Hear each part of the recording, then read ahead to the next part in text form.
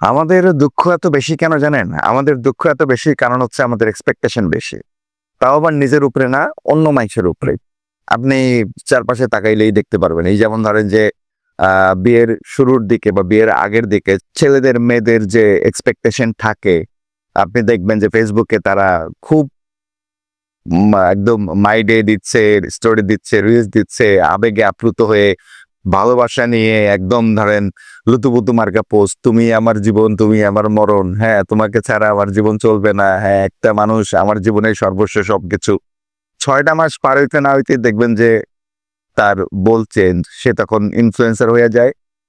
সে তখন পোস্ট করা শুরু করে যে ভুল মানুষকে চুজ করে জীবন নষ্ট হয়ে যাচ্ছে, অথবা ভুল মানুষকে চুজ করা থেকে বিরত থাকেন। একটা ভুল সিদ্ধান্ত সারা জীবনের কান্না, কিংবা শ্বশুর বাড়ির ওই বদনাম, নারীর বাড়ির ওই বদনাম, কিংবা কিভাবে একটা ছেলেকে চলা দরকার, কিভাবে একটা মেয়েকে চলা দরকার, কি হাদিস কি শরিয়া, এগুলো দেখবেন তার পোস্ট দিয়ে ভরা। কারণ সে তখন ওইখানে চেকা খাইছে। সে যে এক্সপেকটেশনটা আসলে যখন কাপল থাকে তখন একরকম থাকে, বাট যখন সংসার লেভেলে মানুষ চলে যায় তখন কিন্তু এক্সপেকটেশনটা আসলে সিমিলার থাকে না। কারণ সংসারটা একটা বিগ পিকচার, এটা বড় একটা আউটকাম এজিউম করে সিদ্ধান্তগুলোকে নিতে হয়। সেখানে আসলে আমাদের সবার এক্সপেকটেশন ফুলফিল হয় না, এটা একটা বিষয়। আবার ধরেন যে আপনার বন্ধু, কাছের বন্ধু, প্রিয় বন্ধু, ছোটবেলার ফ্রেন্ড রহিম, আরে আপনি একদম ছোট্ট কাল থেকে চেনেন, যে খুব ভালোবাসেন, তা এর টাকা দিচ্ছেন, এই টাকা চাইছে, 1 লাখ টাকা ধার দিচ্ছেন, চোখ বন্ধ করে অগাধ বিশ্বাস যে না আমার বন্ধু আমাকে দিবেই, ছোটবেলার বন্ধু এক্সপেকটেশন। কিন্তু শেষমেশ সে টাকাও দেয় না, আপনার ফোনও ধরে না। তখন গাইলে বেটা রহিম না, তুই আমার টাকাটা দিলি না, তুই আমার ট্যাপে ফেললি, মানে ফোনও ধরস না। এই যে এক্সপেকটেশন, যেটা আমার অ্যাবিলিটি নাই সেটা আমি এক্সপেক্ট করবো না কারো কাছ থেকে। আমি টাকা তারা দিলাম, আবার চাইলাম।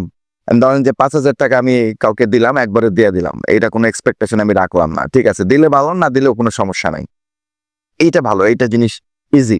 বাট আমি এমন একটা এক্সপেকটেশন রাখলাম যে টাকাটা আমি আবার না দিলে আমার বড় ক্ষতি হয়ে যাবে, এইটা আবার বিশাল একটা সমস্যা। আবার ধরেন যে আপনার কলিগরে আপনি পুগায় পাগায় পড়াইছেন যে না চলো দুইজন মিলে চাকরি ছাইরা দিয়ে একটা ব্যবসা শুরু করবো, এই যে আমার কাছে ব্লু প্রিন্ট আছে, একদম ওয়ার ফ্রেমিং আছে, তুমি আসলে শুরু করে দিব।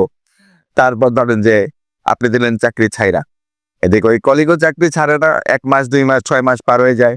আবার দেখবেন যে সেই কলিগ আবার শুনতেছেন তলে তলে তার বিজনেস নাকি সে খুব শুরু করে দিছে, এবং কেমনে আপনারই ব্লু প্রিন্টের উপর বেস করে সেই যে ধরাটা খাইলেন, এখন আপনি তারে গালাইতেছেন যে এই অমুক এই তুমুক আমারে ধরা খাওয়াইলো, জীবনে আমার কিছু হইলো না।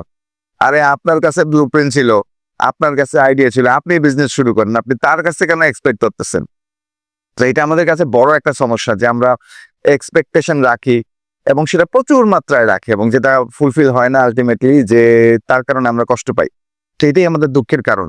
দেখেন 3টা জিনিস এখানে খুব ভাইটাল রোল প্লে করে সুখী হওয়ার জন্য। যেমন ধরেন প্রথমটা হচ্ছে ট্রাস্ট।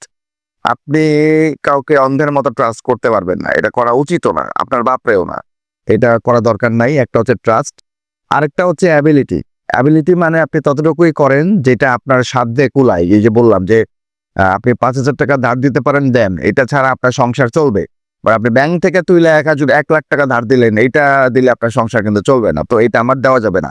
আর 3 নম্বর হইতেছে এক্সপেকটেশন। তো এক্সপেকটেশন আমার যত কম রাখা যাবে সবকিছুর উপরে, সবকিছুর প্রেক্ষিতে, ততই আপনি হ্যাপি থাকবেন, ততই আপনি মানে সুখ নিদ্রায় যাইতে পারবেন। এটা আমার পার্সোনাল একটা থিওরি। এক্সপেকটেশন রাখেন নিজের উপরে, এটা হচ্ছে বেস্ট একটা ব্যাপার।